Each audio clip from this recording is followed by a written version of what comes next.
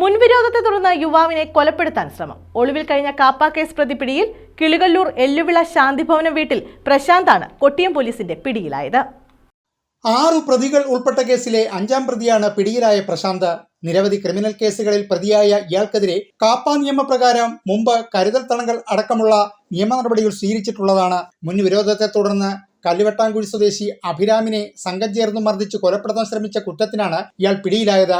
മറ്റു പ്രതികളായ ശ്രീകുട്ടൻ, പ്രശാന്ത്, സജിത്ത് എന്നിവരെ നേരത്തെ തന്നെ പോലീസ് പിടികൂടിയിരുന്നു. 2024 നവംബർ 12 രാത്രി 11 മണിയോടെ കൊട്ടിയം തൃക്കോവിൽവട്ടം കല്ലുവെട്ടാംകുഴി ചെറിയനാട് കുളത്തിന് സമീപത്തുള്ള റോഡിൽ വെച്ച് 2 സ്കൂട്ടറുകളിലായി എത്തിയ സംഘം മുൻവിരോധത്തെ തുടർന്ന് അഭിരാമിനെയും സുഹൃത്തായ അഖിലിനെയും ചീത്ത വിളിച്ചുകൊണ്ട് മാരകായുധങ്ങളുമായി മർദ്ദിച്ചു പരിക്കേൽപ്പിക്കുകയായിരുന്നു. മർദ്ദനത്തിൽ അഭിരാമിനും സുഹൃത്തായ അഖിലിനും ഗുരുതരമായി പരിക്കേറ്റിരുന്നു. ഒളിവിൽ കഴിഞ്ഞു വന്ന പ്രതിക്കായി തിരച്ചിൽ നടത്തിവരുന്നതിനിടയിൽ കഴിഞ്ഞ ദിവസം ഇയാൾ പോലീസിന്റെ വലയിലാവുകയായിരുന്നു. കൊട്ടിയം പോലീസ് ഇൻസ്പെക്ടർ ജി സുനിലിന്റെ നേതൃത്വത്തിൽ SI-മാരായ Shihas, Suresh, probation SI Sabitha, CPO Krishnadas എന്നിവരാണ് പ്രതിയെ പിടികൂടിയത്.